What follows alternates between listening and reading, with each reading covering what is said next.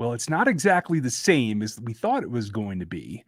Couple of things are getting twisted, and Brett Veach himself is changing things up on us a little bit. We're going to explore what the differences after Monday's announcements might be, how they're going to go forward, and all that thing. This is going to be your questions answered here on RGR Football tonight.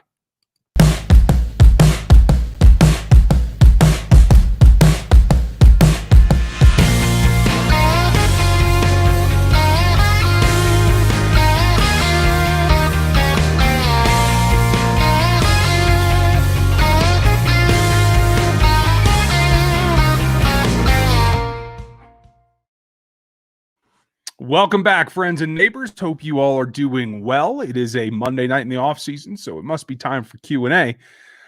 Oh, it's one of those days, and I'm kind of excited about it going forward. I want to start off by saying thank you to everyone who's been in the super chats and the super stickers and everything lately. It's been really, really helpful, and we very much appreciate your support.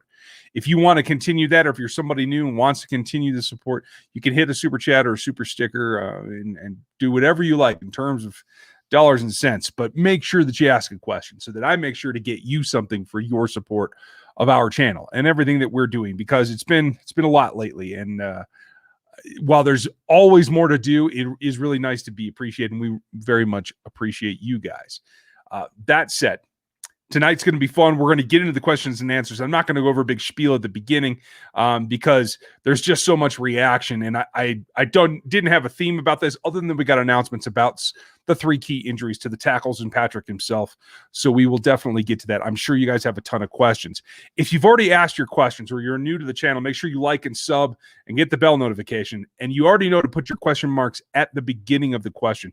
I do see that there's a couple in here. I can't go back to the beginning because it looks like there were comments from quite a while ago. But I will start from where I'm at. Ruthless Monk is going to be the first one up, and we'll get started here in a minute because that's the first one that I'm seeing. That said, we're going to have the mocks, and the mocks are going to reflect, I think, some of this week. I've been moving on. I've completed the linebackers. I know there's some questions. I think Odin's son had a question on Twitter that we'll start before Ruthless's because I want to make sure I get that for him in case he can't get here and he can see it on replay. A lot of questions about the mocks. This is the way that it's going to go. I will do another live one this Thursday. I think this is probably what we're going to do for the off season, at least till the draft is. We'll make Thursday mock draft live Thursday, and we'll just continue that. I think that Dan's going to do one as well, though he may have filmed a review now. I'm starting to clip some film of some guys that I'm going to show you in the coming weeks. So don't be too worried about that. We haven't had a true film review yet. The All-22 is a little thin this year. So we're trying to dig it up and find it where else we can. And I'm in the middle of doing the cornerbacks. I'll move on to the safeties next. Dan is chewing away. And I know you guys have some questions about some of the wide receivers. I haven't actually reviewed anybody outside of the top like 5 or 6 receivers to this point. Dan's been doing the offense. So we will get to those questions as well. But I want to start with Odin. Where did he go?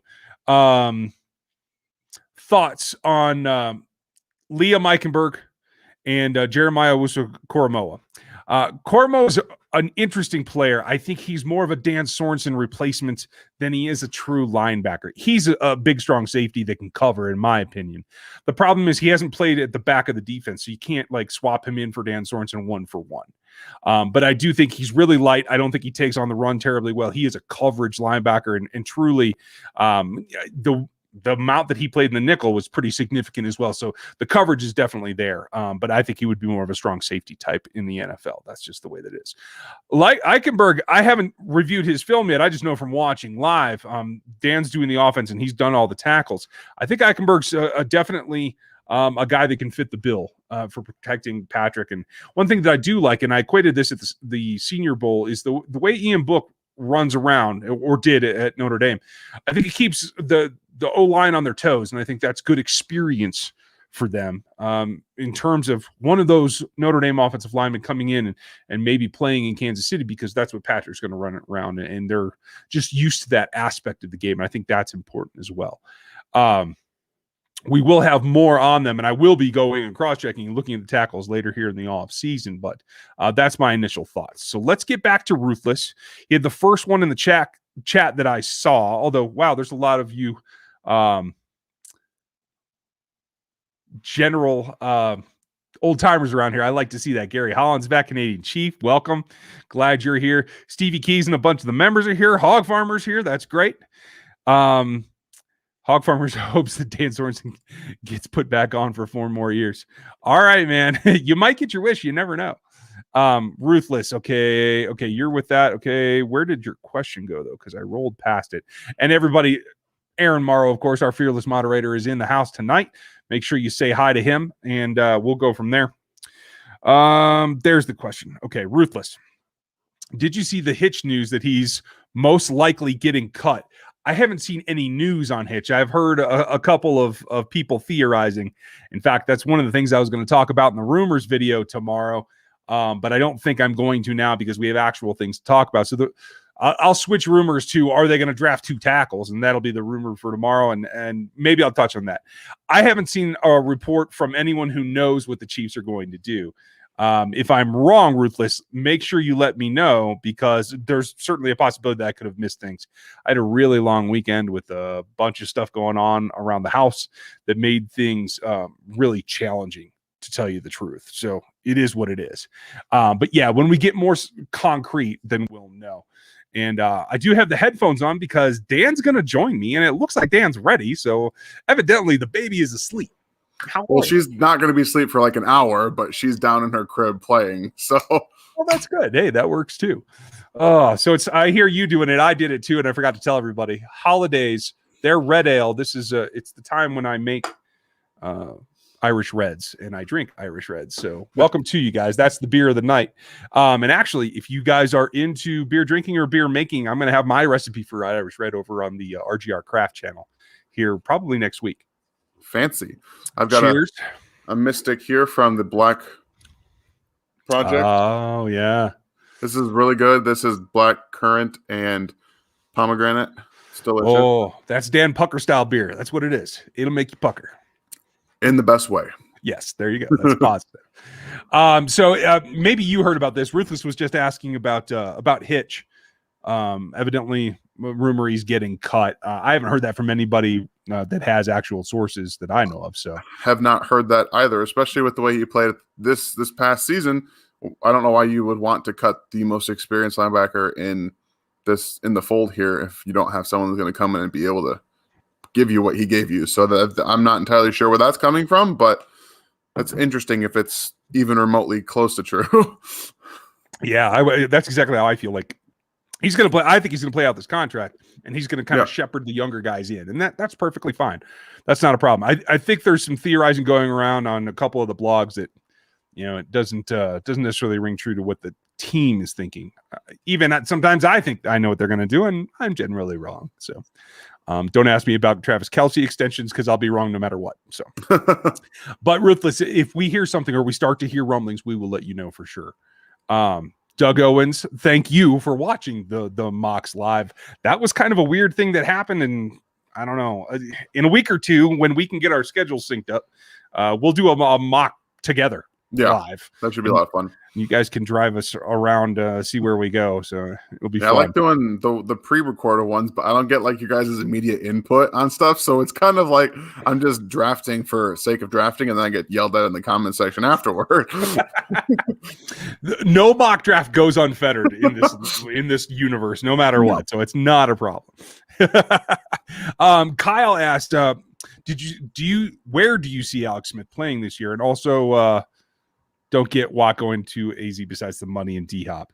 I think it is significant with D-Hop, although you got to remember Doug Vance is their defensive coordinator, and he was an assistant with the Texans when JJ was at his best. So maybe that's part of it too.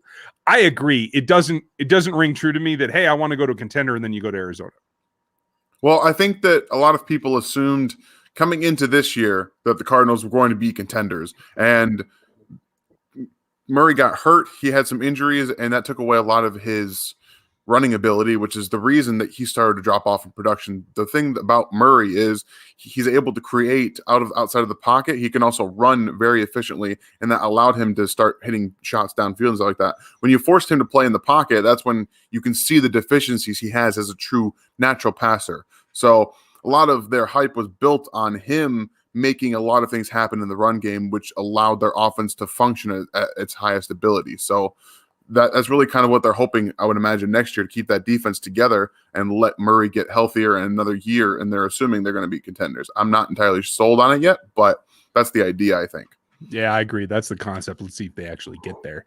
As far as Alex goes, if Doug was still coaching right now, I would say I would lean towards that, but I certainly think that it's got to feel comfortable to try to hook up with Matt Nagy. The Bears need a quarterback, certainly to be a bridge, if nothing else. If you still feel there's an outside chance Trubisky develops, there's nothing better than that. I'm not sure Alex feels that way, but let's usher in. Let me babysit another quarterback to go take my job. But at this point, you got to take a job when you can get it, right? Yeah, he should understand at this point, coming off the surgery, the way that he inevitably played last year because of it, and in light of it, he has to kind of understand now that his job is going to be either bridge quarterback or on the roster to help a young quarterback, and that's just kind of how it is. Yeah. Cole, with Smith back, I would love to see Smith back. No. I think he wants to play, though. He's not ready to be a backup. And I don't think he's ready to call it a career. I know he said he's still deciding if he wants to play. I think he wants to play, but that's just me. Yeah, me too. Okay. Holly, good question. From my background, what's the prognosis for Eric Fisher? Is it very aggressive? It is very aggressive. Most times what they're quoting is like an 8-month return. I could see that for a skill player. For a 310-pound lineman, I have trouble seeing that. Yeah. The one thing I will say is that we never got confirmation that this was a total rupture. Exactly. So if it's only a partial, you can repair that, and that prognosis becomes a lot faster. So either they haven't told us the severity of it and it's not as bad as we thought, or they're being very positive and aggressive in their timeline, hoping to throw off some of the people that might be interested in drafting tackles. That's my thought. Maybe I'm more confident that Rick Burkholder knows what's going on, and since he's the one that has come out and said that this is the projection that they have for him, I'm more optimistic to believe it, and that makes me also more apt to believe that it wasn't a full rupture. Like it was a lesser injury than we assumed to begin with. So yeah. Knock on wood. And that's better for his long-term prognosis as well, you guys. So that's a big plus all the way around, especially for him. Jacob, they will not use the franchise tag this year. 0% chance of that. Yeah. And the other thing that Brett Veach didn't say out loud but did hint at today is that Sammy Watkins is going to be really hard to bring back. Yeah. So that's not going to happen. Pretty much. Gary, what do you think about Trey Smith, the Tennessee guard? I think he's great if you're running power all day long. Yeah, that's the thing. I mean, which I have no problem with. Put Sherman, run right behind him. I'm all set. Well, I think that he's got enough. So we drafted, the Chiefs have drafted Allegretti. They brought in Osemele, guys that aren't at peak, athletic ability. So there is now room in what they're doing, trying to do anyway, to bring in a guy like Trey Smith, who's not the most athletic guard, but you're going to get some movement up front with him 100%. Like that's what he would be brought in to do.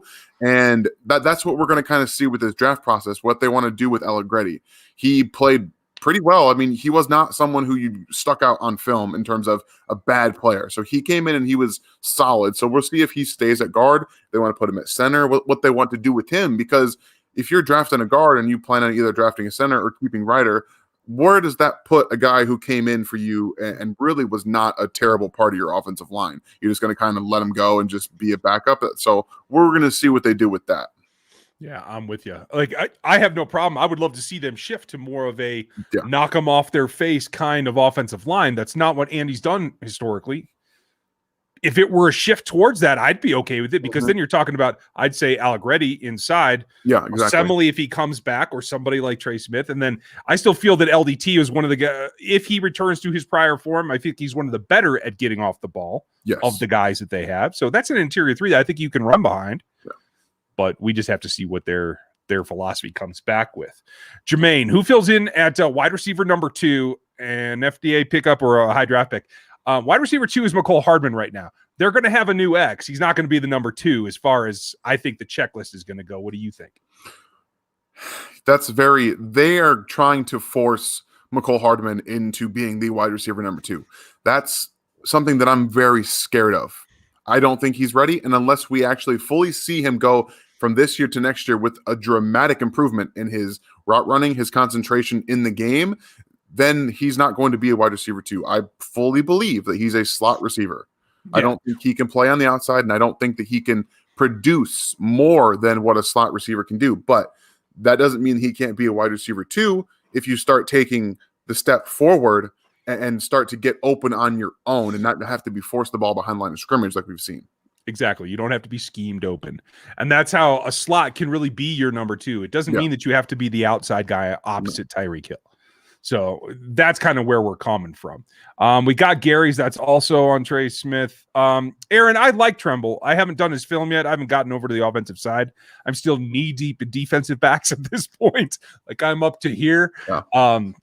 But I like him in general. I think there's a number of guys. I got to tell you guys, I'm absolutely fine with that kid from Ohio State, Farrell, as a UDFA because I don't think he's going to get drafted. No, I like Luke Farrell as a tight end too. I think he's got upside in both areas. They can block, and I think he's a pretty good route runner for where he is. And especially if he doesn't go drafted, I mean, that's a guy you can bring in immediately and have him fight for a number of tight end 2 position, I think. And for a blocking tight end, he's got pretty good hands. I think I agree with that. Cole, right now, unless they've made another position change, they have him at tight end. So, I mean, the clock's ticking. What I would like to see is either a decent sized draft pick or a veteran tight end come in. And I'd like to see Jody be the 3 so that he can learn a little bit, and he offers the split out capability that maybe, if you sign up somebody who's more block oriented, so be it. To do. The interesting thing is the 2 tight end set snaps have fallen in the last 3 seasons. Yeah. I want to see them get back to it, but I think it is dependent on who is there and what they can do with them. Yeah, they're probably going to continue this 3-1-1 scenario where they just got one tight end on the field for the most of the time. So that's what I'm going to go ahead and assume, and that's why their wide receiver needs are a bit more height-oriented and not gimmick-oriented this season. See, I don't like the way you said that, though, because I think I know who you're pointing at, and I have a problem with that. You do. My wide receiver rankings are going to come out on Wednesday, and I have 2 fits that I like for the Chiefs, and after that, we can get into it. Okay. I will not deal with any Schwartz slander on this channel, damn it. Oh, okay. But so, yeah, I'd like to see Jody Fortson. I don't think he's going to be a wide receiver, Cole. That's the thing. With everything that's coming out about our tackles health, do you still think that O-tackle is? Yes. If you can get a guy that you have as a first round grade at 31 that is a tackle, you take him, because if they manage to scrape everything together with Adderall and duct tape to get guys back out there this season, they still need another tackle next year in case of, break glass. Guys are getting older. You can't play with a walker. Yeah, it's going to be interesting. I think that it changes the dynamics of your first round pick now. They don't necessarily have to, especially if the run on tackles goes in the 20s. Like I think we're going to see a run on tackles around that time. And then that's where they're going to have to make their decision if they want to trade back, if they want to take a linebacker, a defensive end, or a wide receiver instead. That's what we're going to have to see. And it all comes down to free agency and the run that happens first. So that's kind of the first thing to drop is free agency. So when that comes through, we have a much more clearer view of what they can do in the draft. Selfishly, I want to run on tackles and I want to run on wide receivers because I would like to get some premier defensive talent, please. I know you do. And I think that that's probably likely going to happen. I would imagine a defensive end, maybe Olajuwon out of hey, and he's Falls. The ends are on my list to do too. Did you start on tackles yet? I have started on tackles, and I have to tell you guys that it is one of the more underwhelming things that I have done so far.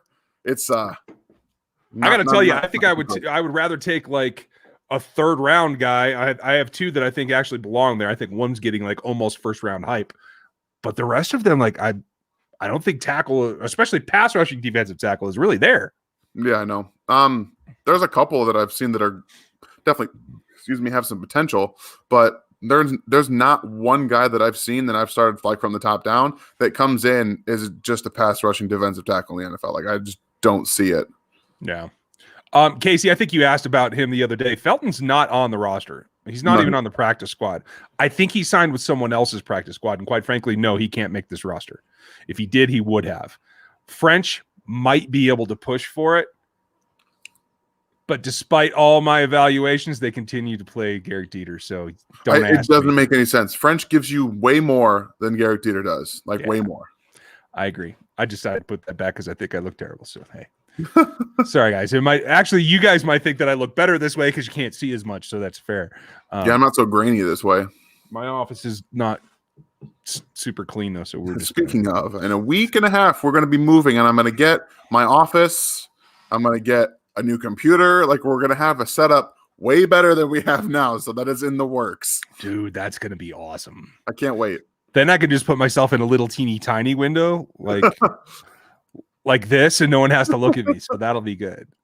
Let's see. Vij's speech made us feel optimistic about the 2021 season with the injuries. Do you think Fish remains a top cut candidate? He never was a candidate to be cut. He's not going to be cut. I don't think restructure, maybe. How do you feel about a restructure? That seems more likely, especially considering I don't know if they're 100% set on having him to start the season. And assuming that they don't feel that he's going to be ready, I think a restructure is very imminent in the next 3-4 weeks. Yeah, I think it needs to be before the second tier of the free agents start. Yeah. I don't think they're going to be very active the initial go at the free agency, folks. And I would love if they were, though. I would love to see them just start throwing around money they don't have. In which case, we got to see some cuts before they can do that. Yeah. Right now, they can't literally do anything. No. Let's see. Metal Rocker, welcome back. We'll hit you up. Wait, did we answer the last one, though? Make sure I didn't mess that up. And Patrick, I wasn't trying to mock you at all. I've heard that again from some of the folks that are just theorizing about what they might do. They can't afford to cut Eric Fisher, even if he is hurt, especially if they think that he might come back week 4 or whatever. So which tight end, if any, would you see the drafts taking in day 2 or 3? It will not be until day 3, no matter what. Because the only guy that I've seen, and have you done tight ends? No, because we haven't figured out exactly what we're doing on every position yet. But I've seen a couple, and like I said, when I'm watching wide receivers, I'll notice some guys. Kenny Yeboah, out of Ole Miss is a guy I really think could come in and legitimately be a threat. Oh, watch out, folks. Dan and Danilo agree.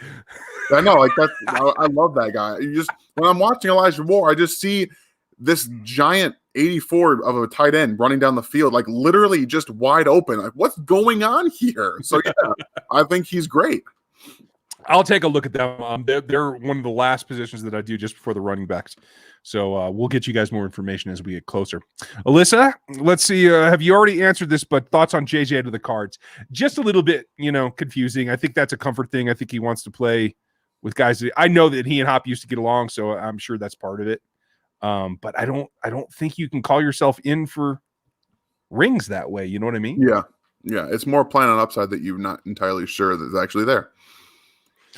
With a head coach who's never really done anything in the NFL. That's the problem. Casey Butler, thank you again. Man, we're going to go back to Gary's question, but thank you very much. Thank you.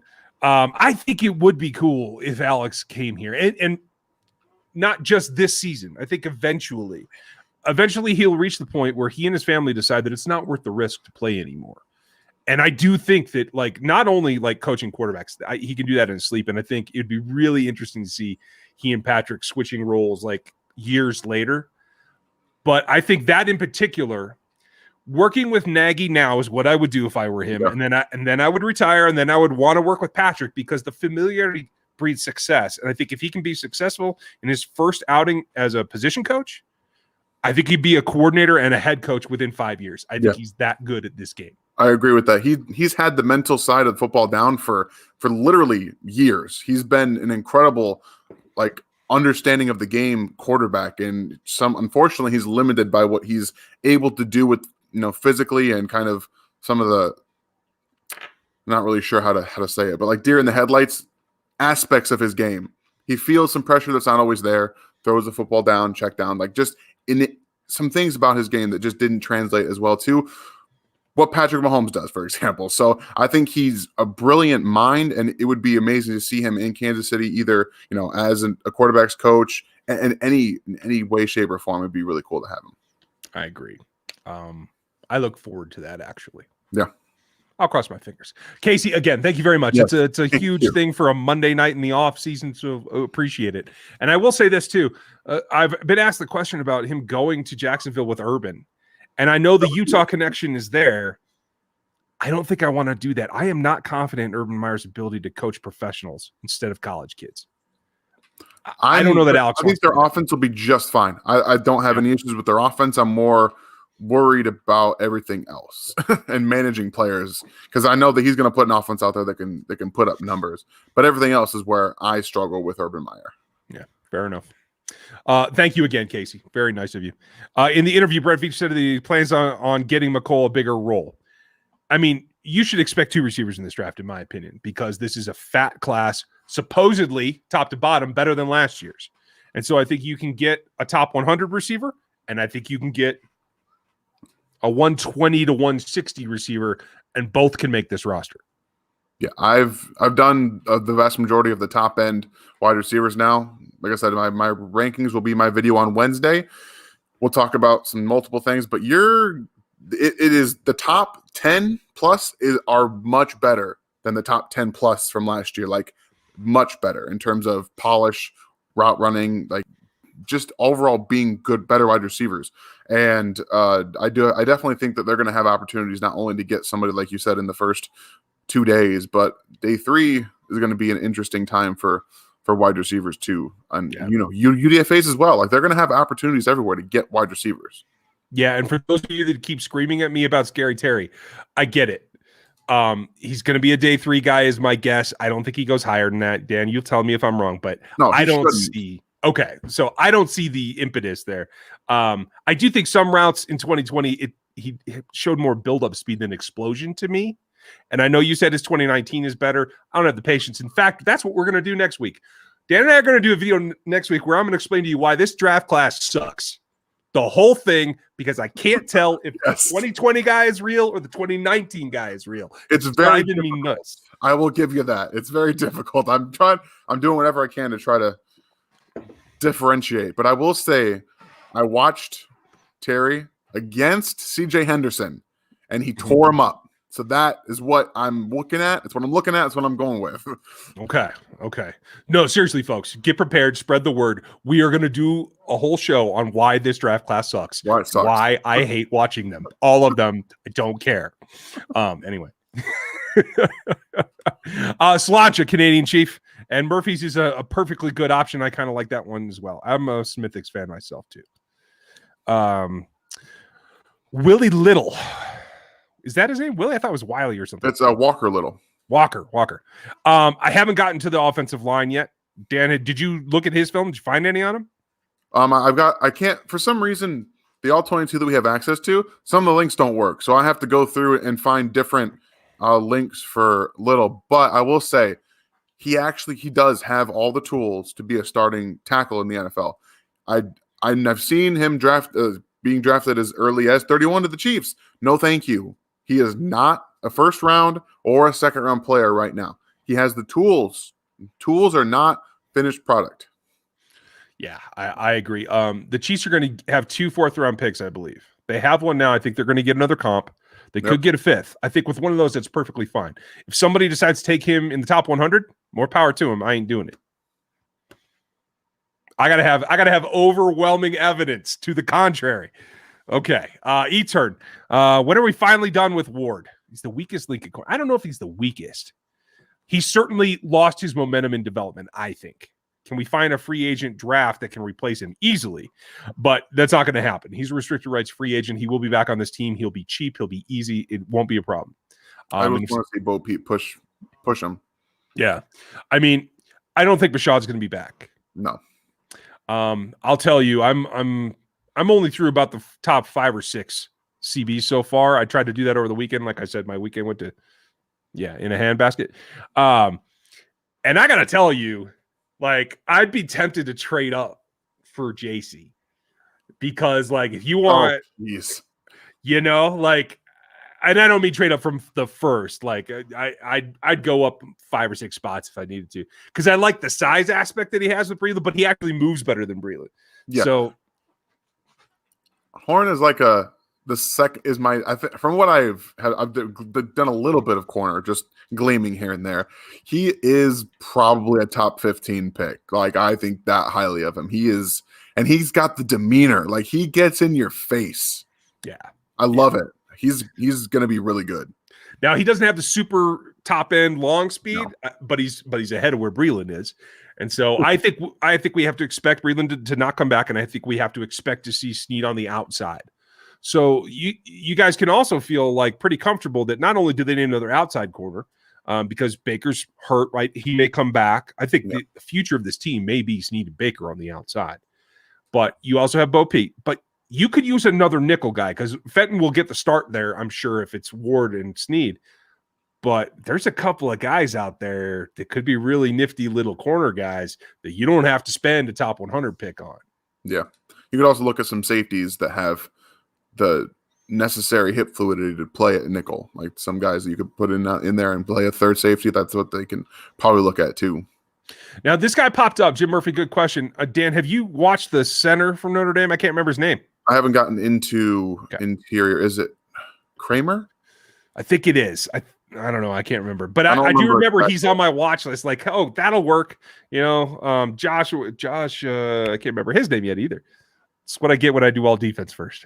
Yeah, it's not on the list here, so I'm not sure. Okay, we will get to it, Jim, and we'll give you an opinion once we get him watched. And I do have a little bit all 22 from Notre Dame, so I think we're going to be okay. Ruthless. I've done lots of wide receiver film, and I like TJ Vasher out of Texas Tech and a great value pick. I thought Vasher was a tight end. Am I wrong? No, he's a wide receiver. I think that he's 6'5",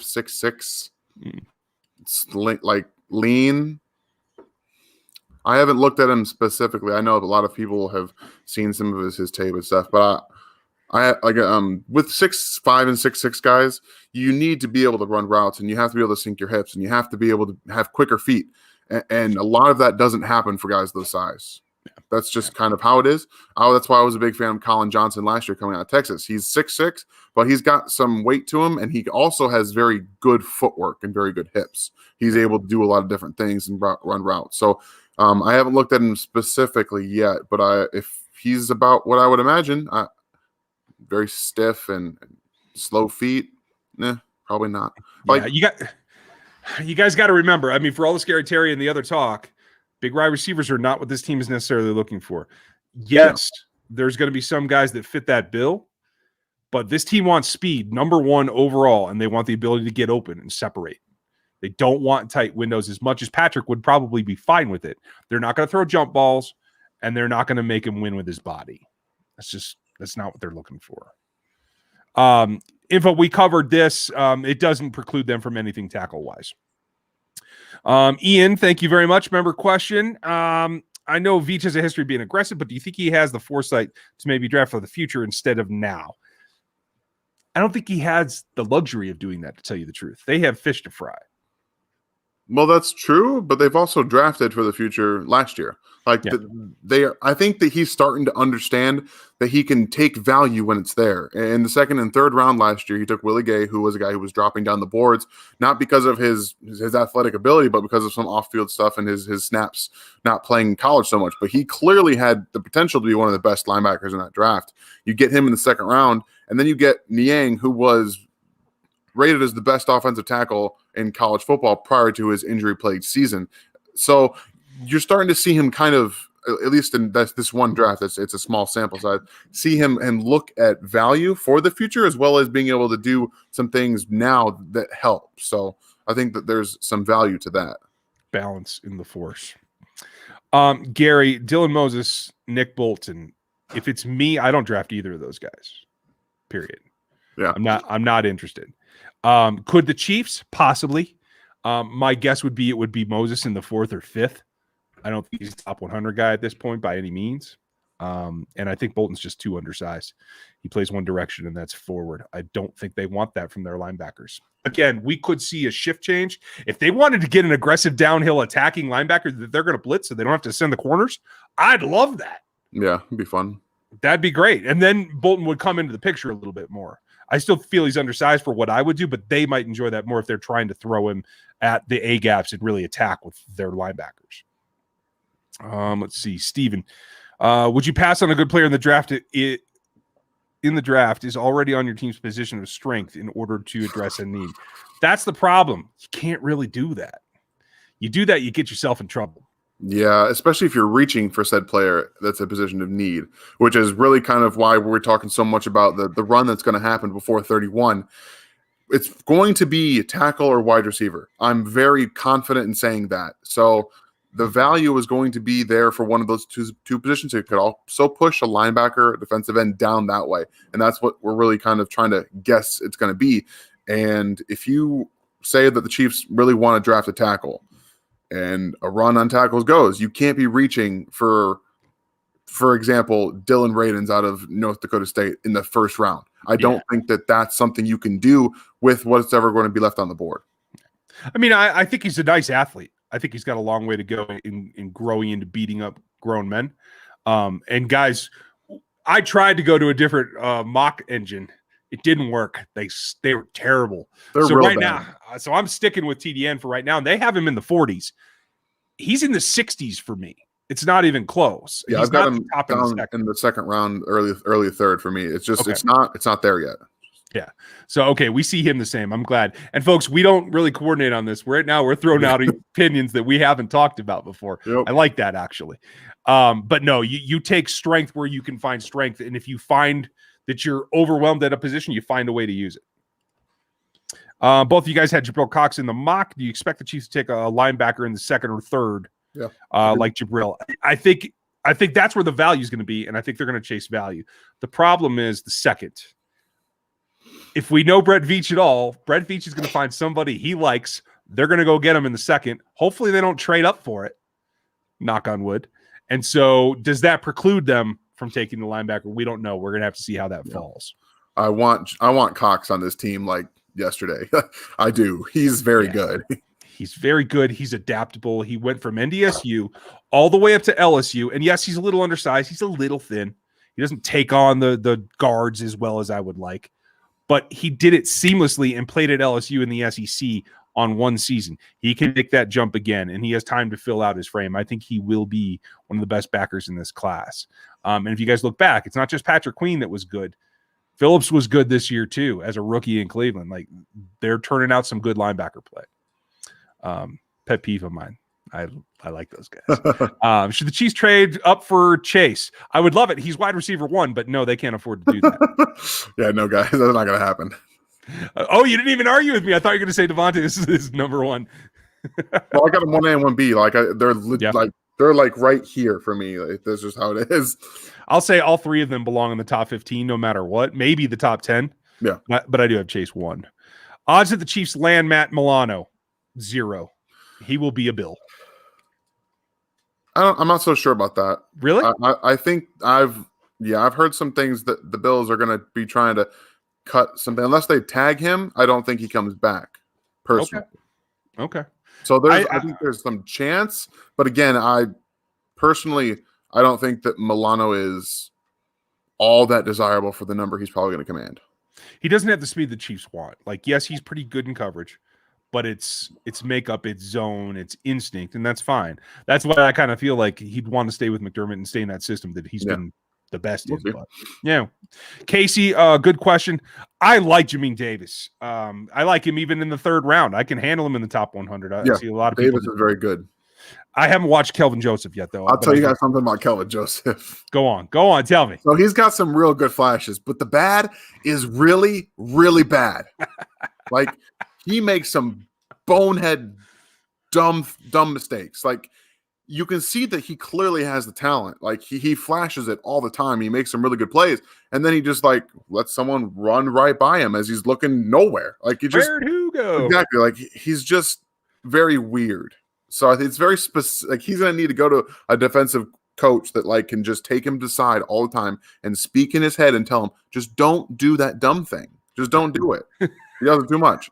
If you can forget the dumb stuff, we're going to be fine. Yeah. Ryan White, I'm very happy that you met Dan Sorensen. That's great. He was traveling with his family to Utah, back from the hey, very rock on. I hear he's a super nice guy, so I'm glad to see that you met him. Doug, watch more highlights and film on Cox. He is raw, that's for sure. Yeah. He'll go 35 to 45 in the draft. I don't think it'll be that high, but I've been enjoying the luxury in these mocks of taking him in third because I don't think he gets past where the Chiefs are in the second. Yeah. If they get to trade back maybe somewhere along there, pick him up earlier than 94, I would be hopefully that's pretty ideal. Yeah, I'm with you. Surprising cut. I don't really have one. You know, Saunders maybe. And that's like only because it's real shock value. I think they're going to keep him into the length of his contract and then be done. But I think that the fact they want to address defensive line, they brought Wharton in and they put Saunders literally on the back burner. Yeah, leads me to believe that they don't think he's capable of doing what they thought he was when they drafted him. See, I don't necessarily think that. I do feel like Deshaun surprised him. And yeah, I think he gave him more pass rush, and that's what they needed. I think Saunders was a little bogged down in trying to do the Pennell thing and get better against the run because that's what he didn't do in college. Yeah. He got too heavy, and I think that ruined his pass rush. If that's true, then yeah, that's something else. But at the same time, if he didn't get too overly heavy, I think he could have played in place of Mike Pennell and given you more pass rush upside. So that's what worries me a little bit. So say he did, stay at a weight they wanted him to be, and now he wasn't able to get on the field in front of Mike Pennell, who dropped off from his first year in the Chiefs defense and has zero pass rush upside. So yeah, I agree. Levon, I think Sorensen comes back. I think they want him back. If they did, I think this safety class is interesting, but there's no, I would say like 3 to 5. I don't even know that I would spend a second round pick on these guys. Yeah, I'm not so sure yet either. I think 3 to 5 is pretty good. Yeah. That's where you're going to find the value for safety, in my opinion, especially where the Chiefs are drafting. Dave, you're preaching to the choir, especially like, I don't think he might break the top 100. I think so. Here's what I'll say. If the Chiefs get to 94 and he's on the board and they haven't drafted a center, you should 1,000% take him. Like 1,000%. And it has nothing to do with the gut. No, it's the wrestling background. The fact that he walked up to dudes he's never had to play at their level and smash him in the face, and I love that. I love that he can play center and play guard. Like that's what they need and someone that can literally smash guys in the mouth that are Division I defensive ends and tackles. Like these guys, he took them out. He took them out. Yeah, exactly. And that's hard to do. And I have, we're going to talk probably when we're done. Canadian Chief, thank you very much. Yes, folks, if you would hit the like, that always helps us. And quite frankly, it lets other football and Chiefs fans find us on YouTube. And I know that's tough sometimes. This is an interesting one. Thank you, Jacob. We will answer this point blank. AVT, Jenkins, Bateman, Marshall, all available. What do you do? This kind of gives away some of my rankings. That's fine. I'm taking AVT, so we're done. You don't have to give it away if you don't want. If they're all available, I'm taking AVT as well. Okay. That's just based on because I truly believe you teach him to snap, he can play all 5 positions on the line. That's the difference his versatility brings to Bateman, Marshall, and Jenkins. Jenkins has 4 position versatility, in my opinion. But that 5th position, the option that I think the AVT brings is more important than those other 3 guys. I'm with you. Doesn't give away my position. I just went with the more logical idea. We covered it there. It's nuts. Jacob, what do you got? Do you, Ryan, think that we should trade Mahomes to get Trevor Lawrence in the draft? He's better than Mahomes. Are you a Clemson fan, by the way? Because no. No. So no. Yeah, I'm a little confused by this. Trevor Lawrence is great. Like he's great, and he's going to be great. He's not going to go down as an all-time great, I don't think. Patrick Mahomes is going to go down as an all-time great. Like he's going to. So for me, no. I'll put it this way. I've heard from 2 Hall of Fame voters that I talked to and interview and whatnot. He already has votes. Patrick Mahomes is a Hall of Famer today. Like right now.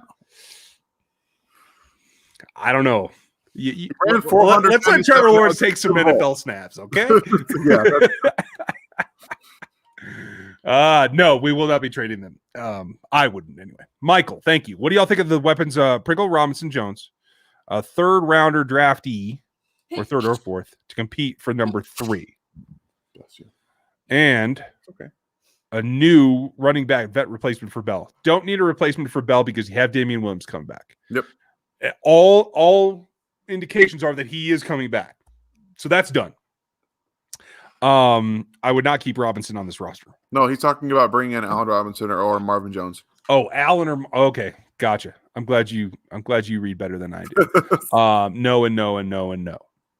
Oh yes, on both if you can manage it. Well, that's the thing. No, you can't. You would have to pay them so much it would wreck the whole room and, quite frankly, all the balance on the offense. You're not gonna have to pay Marvin Jones that much, in my opinion. He's good, but he's not going to garner double digits, in my opinion. That's just me. He's gonna be 8 or 9, though, isn't he? Maybe That's bad enough. And that's the thing. Like, I think you can negotiate Marvin. I think you can negotiate with him because, one, he's not a top echelon wide receiver who's going to want to win a ring at this point. He just played with Matt Stafford, so I think that's you don't want to see much drop off in terms of quarterback talent. So he goes somewhere else, and he's like, "Wait, why is this guy throwing the ball out of bounds?" right. I'm over here. So I think you might be able to manage something there. Okay, fair enough. We really need a balanced offense. Oh, you're preaching to the choir. Maybe bringing a new OC for balance out reads one trick, but no. Eric Bieniemy is about as run first as you could probably get. Yeah, he's not going to. No one's going to counterbalance Andy Reid. He was a running back in the NFL. He wants to run the football. Yeah, Andy's going to do what Andy does. The running game is to take advantage when you have light boxes. The other problem with the Super Bowl is they didn't do what they normally do and address the light boxes with the run game. And yes, bite your tongue because we only cuss on the members' videos, folks. So if you want to hear our true opinion of what happened in the Super Bowl, you're going to have to join a membership. And by the way, I'm not going to be able to do the live stream tomorrow night, so we're going to put that off another week. I'll have a video for the members, and we'll do the live stream next week. So, Aaron, I'm giving you a heads up, and I will text you tomorrow as well. How would you rate Allegretti's performance first year starting? I think he was a good starter. Like, I would say an above average starter. Like, we're talking about, say this is average. Above average, like right there. Like nothing too crazy, but again, it was his first year. He was a 6th, 7th round draft pick. Like, you're just kind of hoping he can come in and not be terrible. And he was pretty good, I would say. And I can get down with that. I will say this though, there's a caveat though. He didn't start a whole year. No, exactly. So he didn't quite get into that rhythm, and he also didn't quite, get as many reps as I would have liked. So I think if Assembly is healed, I think they're going to bring him back, you guys. I think Assembly wants to come back. I think he'll be affordable. I think so, too. And that's why I think – you tell me if I'm wrong, Dan. I think we both feel like we'd like to see Allegretti as center. Yeah, I would. I think that gives you multiple options because you don't have to go out and necessarily draft a center and play him there immediately. It'll give you options to take tackles with guard versatility. You can bring younger guys in later. Granted – I don't want to draft 6. I don't want them to see them draft 6th or 7th round guys anymore. I think they need to start investing in the position. So maybe you start Assembly this year, and then you just immediately transfer to a guard you want to or a tackle / guard. So they have options with Allegretti. I think that he can play center well enough, be an upgrade over Ryder, and that's really what you need. Yeah. Folks, I'm sorry we're so far behind. I'm seeing these timestamps. I'm like half an hour behind. So we're going to kick these in the butt speed round. This is my fault. What position do you think he goes? I think it's wide receiver or tackle. Yeah, wide receiver for me. Okay. And that's just by the way that I think they're going to stack up, you guys. If he just track where they're hitting a need aggressively, do you think that he will work on the O-line, especially openly recognize that he needs to get about the D in a few years? I don't know. I think he's going to take whatever he can get right now. Yeah, Andy Reid does most of this, guys. I know that we talk about Veach a lot. Andy Reid controls a lot of what happens with this. Yeah. That's what we're hearing, Chill. That Damien does want to return, but it's not written in stone yet. Yeah. Levon, yes, I have watched Chaz Surratt. He's a third-round linebacker at the best for me. He's coverage only, which kind of sucks because he's not that great at it. He's best coming downhill, but he's got a strong safety body. So, no, pass. Hard pass for me.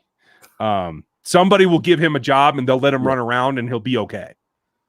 Muhammad, and you haven't even gotten linebackers, have you? No, like I said, I'm still trying to find defensive tackle for him. Yeah. And folks, we are trying to split it up so that we're not redoubling everybody's work because this is just such a weird season. Yeah. Like as soon as I get through the majority of what I've got mapped out, I'll take a look like at a game or two of everybody else. Like I'm not going to go deep dive into it. I'll have notes. I'll kind of watch and do my thing that way. Muhammad, I think that they would love to give Niang an actual red shirt, although he kind of already had one. Yeah. Because of the opt-out, but I think he has to be at least the swing tackle, and quite frankly, I don't know that he can be a swing tackle. I think he's a right tackle only. Yeah, we'll see. I mean, I would give him a few months this offseason to see if he can play left tackle in a pinch, just to see what he's got. Yeah. Nathan, there isn't a rumor of Justin Houston coming back. It's not a rumor. It's fan talk. It's blogosphere wanting him back. I haven't seen any legitimate media say that this is actually a rumor that could be happening. So don't hold your breath, you guys. I think the bridges were burned a little bit before he left. Dylan, it seemed like the team's prioritizing getting the ball to Kelsey and Hillmore. Yeah. What can they do to spread the ball around? They have to get reliable receivers in the 3 and 4 spots. Reliable that they can always be on the field, Sammy. Reliable that they always catch the ball, DeMarcus. And reliable that they always run the right route, McCole. I see you. I noticed you didn't say Byron Pringle because he could come in and be a reliable option. That's a very good point. And I got to tell you, I'm okay if they don't do anything and Byron Pringle is the starter at X this year. Yeah. Yeah? I feel the same way. I'm comfortable with him being the X. I've seen more than enough of him to say he could come in, he could play an X, he could legitimately be an option. And I saw it in the Super Bowl. Dude was open multiple times. I agree. Thank you, Fred. Glad you saw them. Yes, Cole, what changed for Allegretti at center for me was that he played good at guard. Until then, I couldn't tell you if he could do anything at all. So it's true. That's just my perception. I'm just glad I got him on the field. I feel like that helped. I mean, that's how you get play out of him. So that certainly makes sense. I think we missed a super chat, and I'm feeling pretty guilty about it. So, yeah, we definitely did. Kentucky linebacker, yes, why not? Yes, Stevie, yes, Casey K. That we were talking about Jamin Davis earlier. We both kind of like him. Mizzou safety. I haven't watched the safeties yet. Dirty, let's see. Chance of trading down. I like the option. I hope they do. Chances less than 50%. Right. 100% love the idea. 100% don't expect to see it. Yep. And I like green beans. I'm just saying. Before trading Frank Clark, no one's going to trade that particular contract. No. KCK, good point. I just finished Greg Newsome yesterday. He's probably your favorite cornerback at 32. Who's your favorite in the range? I mean, I'd love to see Horn fall. Sure. I think he's talking about overall player, but my favorite player overall. He says my favorite CB at 31. Okay. I still like Eichenberg pretty good. Yeah, I can get down with it. I have a second round on him. I want like how far? Do you have him in the 50s? He's like 48. Like he's around that part. Okay. I think that he's got almost no upside. I think he's what he is, and I think that's what he's going to be the rest of his career in the NFL, and that he's going to be a solid tackle in the NFL. I won't argue with you. I think I have him at 38, and for me, a reach at 31, I can live with. Give me Collins. I got him perfect that range. I would take Zaven Collins. Yeah, I hear you. I mean, that's certainly for real. Okay, I'm just scrolling through trying to find that super chat. If not, I have it on the list over here, so I want to make sure that I get you guys. Napoleon Gillespie is the Mizzou safety. He's on my list to watch. I just haven't gotten there yet. I'm going to get to safety after tackle, just to let you guys know, so he can take a break from defense and go to offense a little bit. Right? Yeah, I need to. Jeremy, why do Bucks fans still want to troll us? Are they? I mean, did you guys happen to see what the Raiders did on their actual social media today? Like, it doesn't matter. That was week 5. Speaking of, good Lord. 5. That's almost as good as watching Raider Cody get taken apart by Pat. That was great. That was amazing. Oh my Lord, it made me happy. Because he says things that I can't say and get away with. Yeah, exactly. Amari Rodgers, the Edelman type receiver? I wouldn't say that. Yeah. You think so? Amari Rodgers is better than Edelman. No, I mean, but is he that type? Like the underneath pivot route, like dink and dunk kind of guy?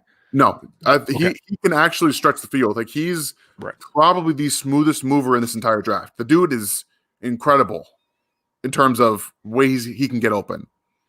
And like I've looked at a little, I haven't watched his film, but I've seen him on a couple of DBs that I was doing. And he was good, like, but he didn't like really shock me. But what he did at the Senior Bowl against competition that he hadn't seen, I think that's important. And I agree with you. I think he's a quality receiver. Like I'd have him in the 3rd. Where do you have him? I've got him as a 2nd round grade. Yeah. Okay. Yeah. That's based on what I've he's just, the way he can move is just different. It's just different.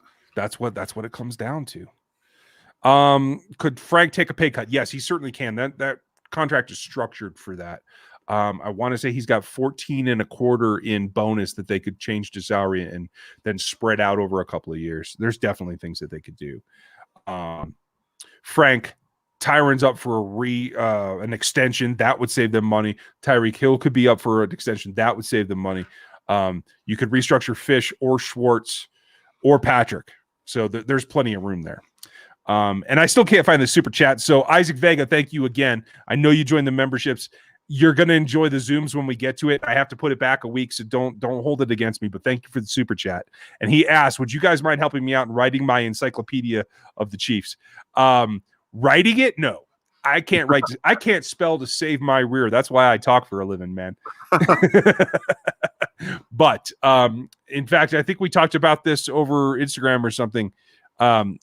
There are a couple of guys that I think I can hook you up with, or at least send you to about some writing help. But I can't help write. Dan, do you have interest in writing an encyclopedia? I'm an English major, so I got no help with you guys there. Oh wow. Isaac, thank you though. And I will reply to you on Instagram and give you a couple of ideas. Benjamin, who are the quality centers? Who do you like?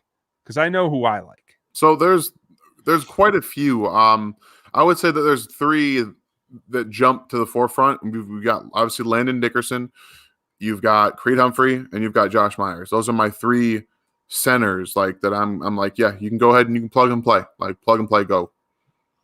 Who's one for you? Oh, it's Humphrey. Mine too. And then Myers. Well, I have Dickerson after that. That's cool. I've got Myers, but I hold injuries against guys a little bit more than most. The asterisk is there, but you just got to kind of assume that he's going to be okay. Because here's the thing: is if you're Brett Veach and you go get him in the 2nd, which I think is going to be around the range that he probably gets selected, that's fine.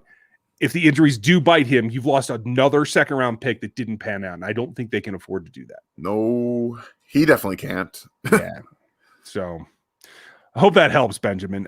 Thank you, Aaron. You guys, the memberships are always open. You can join those, whether it's just the chat type stuff, or as you go up in levels, you get videos and live streams, and then the Zooms, and then you get to laugh with Gooch and I one-on-one. That's the pinnacle of hilarity. And I don't think Gooch is in here tonight, so I haven't even seen him talk crap to me today. I know he's gonna. If he was here, we'd know. That's very true. Casey, with Honey Badger's injury history and Thornhill's injury history, would you grab Morig if he's there at 31? No. I believe he will end up falling and being the steal of the draft. I can say if you get him in the 2nd, I can feel really good about that. But Tyron's injury history is long ago. It's been 4 seasons he's played every game. Thornhill, I think, finally recovered. And I expect him to be even better off next season than what he did this season. Yeah, we just kind of talked about when we kind of think the Chiefs would take a safety. 3 to 5 seems about good for them.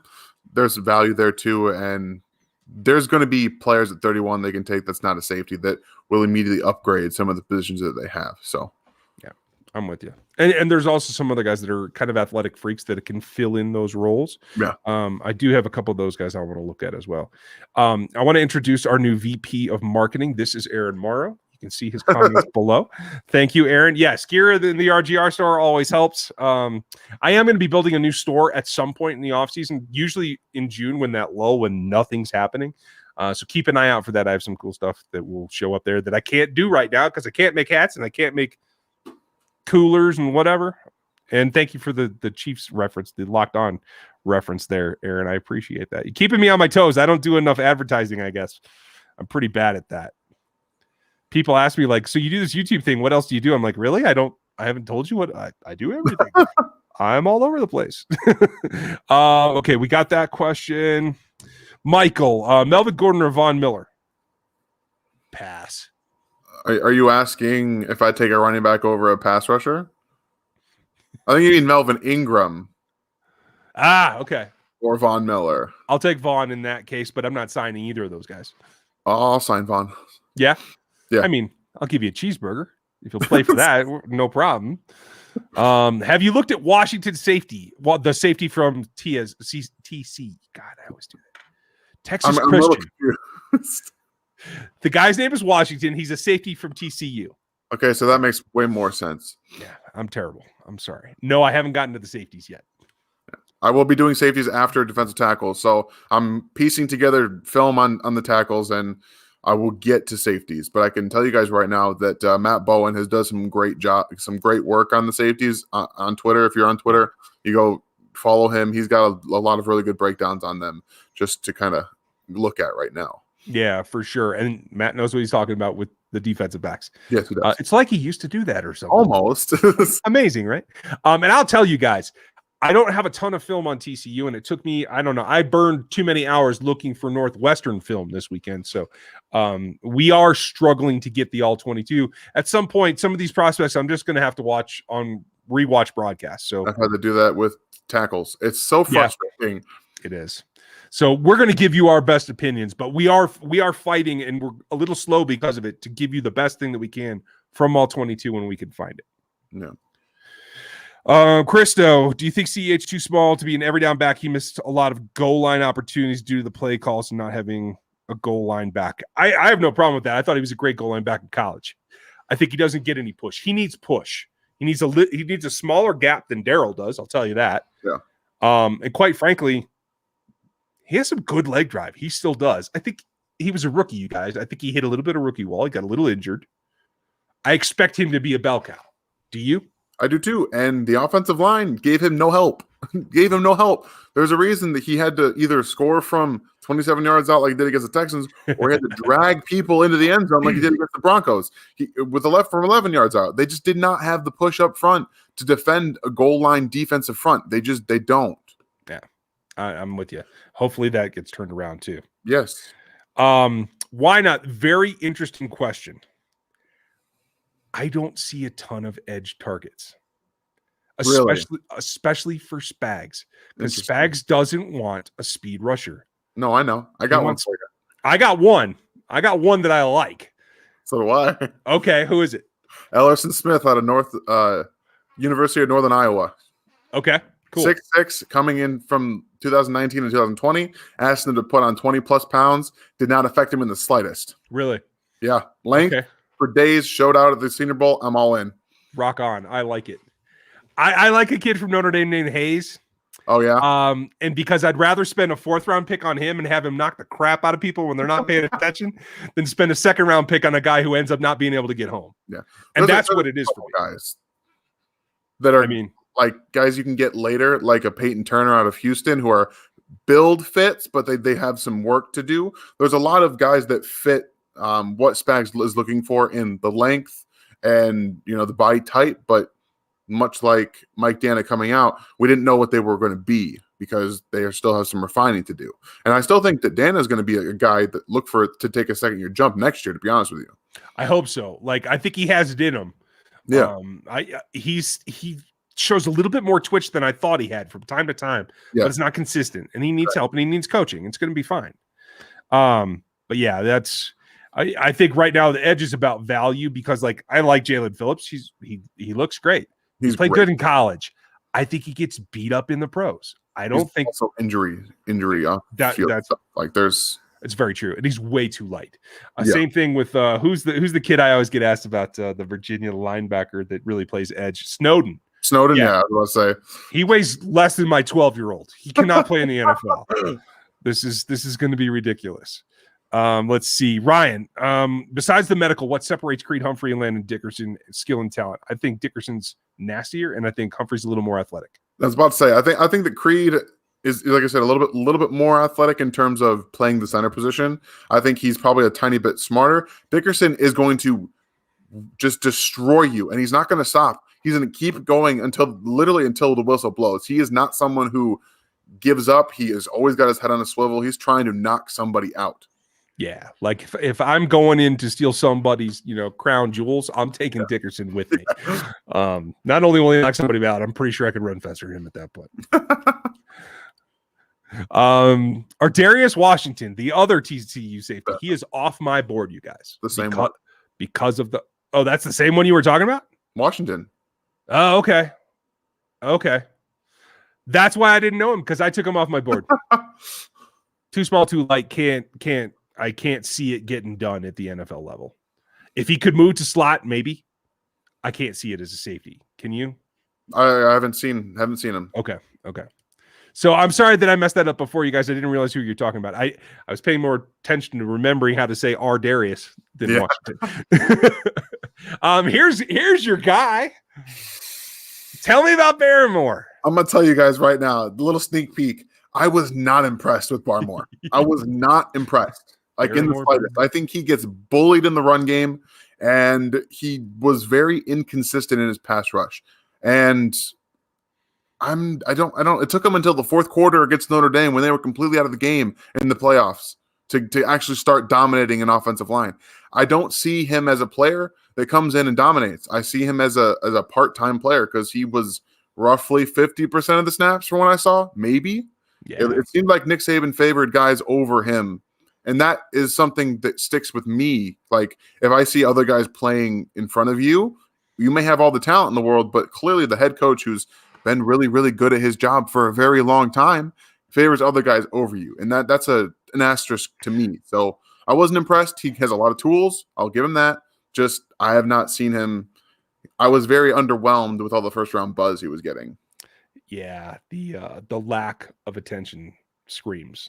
The silence is loud, I think, on that one. Big Dave, I think they'll do what they can. They think Fish is going to be back. I don't know. Henry, we talked about Watt earlier. Little surprised by that, but hey, more power to him. You got out of Houston. Job well done. Jake, thank you again as always. Good to see you too as well. I think Veach and Matthew can come to terms this offseason on extension. I do, and I think it has to be before the draft. It might even be before free agency, so we got a couple of weeks. Yeah, I'm hoping so. He talked about it today in his interview, I believe. They mentioned about the Matthew that's possible. So yeah, I think that that's definitely something they're gonna work on. Yeah, and if they thought Brett Veach wouldn't bring it up in public if he wasn't thinking about it. So here's one for you. Thank you, by the way, Jake. Have you watched Jackson? I cannot say that I have. Let me see if he's on the board here. I get a lot of questions about him. I haven't seen him yet either. I don't even have him on the board, so I'll need a school that he's out of. Kentucky. Yeah. I have some of their defensive film. I don't have any of their offense. Yeah, I don't either. So I don't have any access to it either. That's one of the most frustrating parts about this whole process. We can want someone to do that, but don't have the film to watch. Doug, we definitely will. At least I will. I don't want to make Dan say that he has to do a mock. He's going to have film reviews too. Don't worry. You do what you want on Wednesdays, man. So many things, guys. So many things. Levon, great question. I like the kid. He stood out at the Senior Bowl for me a lot more than most people think. I think he's crafty. I was a little concerned. He seemed, especially at the Senior Bowl, he seemed to play like he was 6 foot, maybe 195. He's not that big, and I'm a little disappointed about that.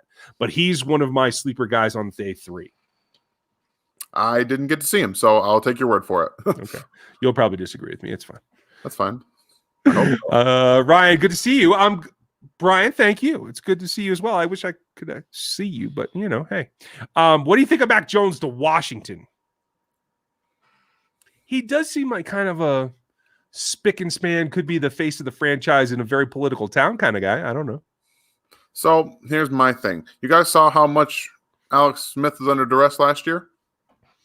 Mac Jones can do less to get away from pressure. Right. So that's a big no for me unless they're going to put like $50+ million in that offensive line right now. Yeah. I mean, he throws the ball away well. Yeah. He can also underthrows most of his receivers really well too.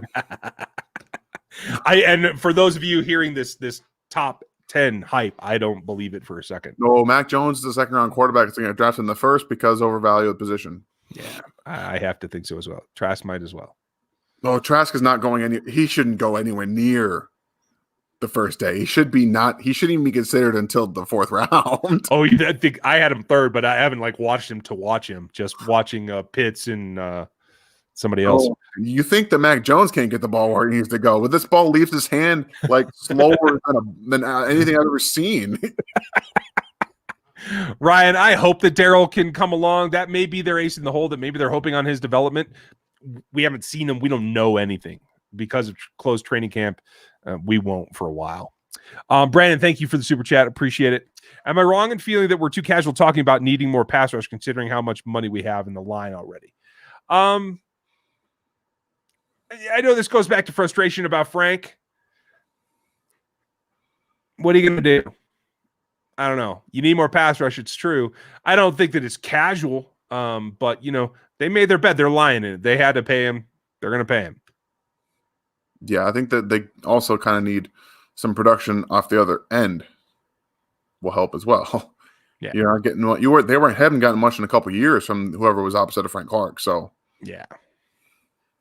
Info has Tyreek led the NFL to overdraft very fast or small? No, I don't think so. Tyreek Hill's a unique athlete. Guys that can cut and are that fast are hard to find. No, I would really disagree with you on that. I think that's led a lot of teams to look specifically for those types of players, not necessarily to be. And that's the kind of the thing. Like, you're not going to get one that's going to be Tyreek Hill. I think that some teams have fallen into trying to find somebody that could possibly be that. Okay, I see what you mean. Like, I'm trying to say, yeah, you can't do that, but people are actually trying to. Yeah, that's what he's asking. Okay, gotcha. Yeah, I misunderstood that. I agree with you there. I just don't think it can be done. No, it can't. Jalen Waddle is as close as you'll see, and I'm a little worried that he's not going to really be close to it, and people are going to kind of use him in different ways and try to get that out of him. What do you think about what's his name? Dimitri, UCLA? Is that his name? Felton? Dimitri Felton. I think that's right. Yeah. He's another running back who ran better routes at the Senior Bowl than half of the guys out there. Yeah, that's it's weird, man. I think that they're going to start trying to do that more too. Like, that's another, like Jalen Hurd a couple years ago, running back from Baylor who switched to wide receiver, but he was much taller. So like, I think that's another option too. You're going to get some of these running backs that are quick and fast and they can run routes like that. Maybe they start playing at wide receiver. We're going to race through these last ones, guys, because the wife is home and I haven't seen her in a few days. So we're going to do that. Pete Warner, Ohio State linebacker opinions. I'd be a pass. I haven't seen him, to be honest with you guys. He'd be a mid to late day 3 guy for me. Okay. He's light. He did make some plays for Ohio State. I just don't see his game translating to the NFL very well. But I'm kind of a jerk. So what do you know? Let's see. Does Butcher Screen have any value? I don't think so. I could be wrong. Imagine Chris Jones and Leonard Williams. Oh, sorry. No, I was just gonna say I don't remember who just let him go, but they just let him go for a reason. So yeah, he's up there. Nice guy, but I don't think there's value there. Chris Jones and Leonard Williams. It's nice to Dave Ream. What are your position picks by round? I don't do position picks. I do feel that there's going to be chunks of tackles and wide receivers in the first. They're going to eat up some of the space. Yeah, I think a defensive end's in there too. Yeah, okay, that's fair. Steve, I will say this. We're both dads. Dan's probably the better one to ask because I think everybody who has kids one at a time is a big baby. When you have twins, come talk to me. That's a whole different world.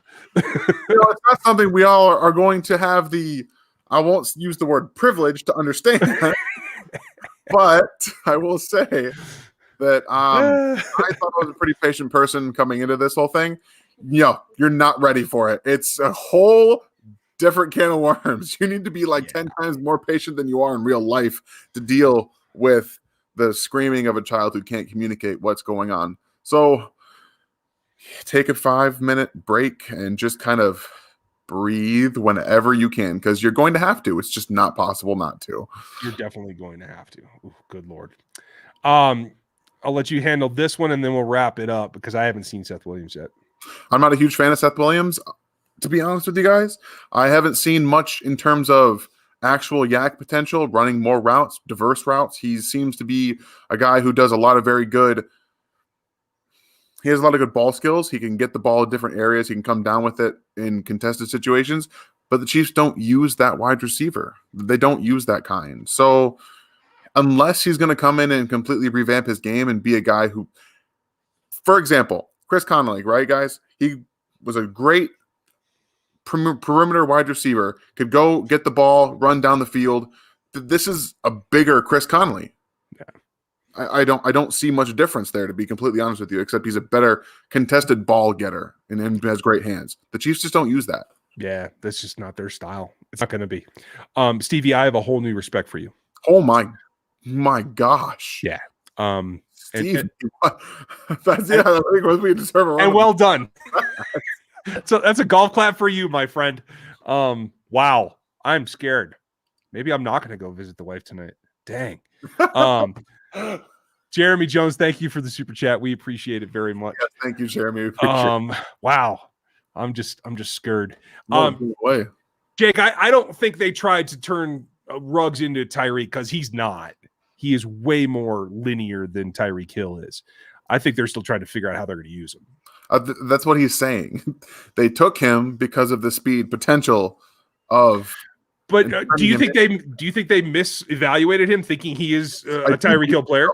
I don't think he was a receiver that should have been taken there. I think they should have taken CeeDee Lamb. They should have taken somebody else. But you see the speed that he brings and the threat that Tyreek Hill brings to teams, because he can literally do things that other receivers can't do. And a lot of people want to try and take a guy who's really, really fast and turn him into that. Yeah. Well, that's fair. I didn't think that they misrepresented it. I think they were trying to make him, the stretcher, not the guy that runs it all. But hey, who knows? Good point, though, Jake. Ryan, Yasser Durant didn't run a full battery until his pro day, and I think I was still missing a test. I don't think I have a complete score on him. I will. I'll go back and pull back his draft score, though, and I'll let you guys know next week. Let's see. Any other questions? I think we are out of questions. Did I get all of the super chats? We got all the super chats. We made it through another one, and nobody's throwing things at me from upstairs. So I think we're going to call it a night. And thank you guys for your time. I will have a rumors video tomorrow and just kind of knock some of the silliness out so we don't have to worry about it as much. Dan will be back on Wednesday. I'll do the live mock draft on Thursday. Oh, and then it'll be a brand new week. Danilo will have something on Friday as well, and we'll try to keep this rolling. Thank you guys for spending your time with us tonight. Thank you, Aaron. Thanks for Danilo, who's not here, and Jeff, who wasn't able to be here either. And Dan, thanks for all your time, especially when I know you got a lot of stuff going on. No problem, man. I do whatever I can for you guys. This is some of the most fun that I have during the week with in regards to this job, so I appreciate it. You guys enjoy your evening. We will talk to you tomorrow.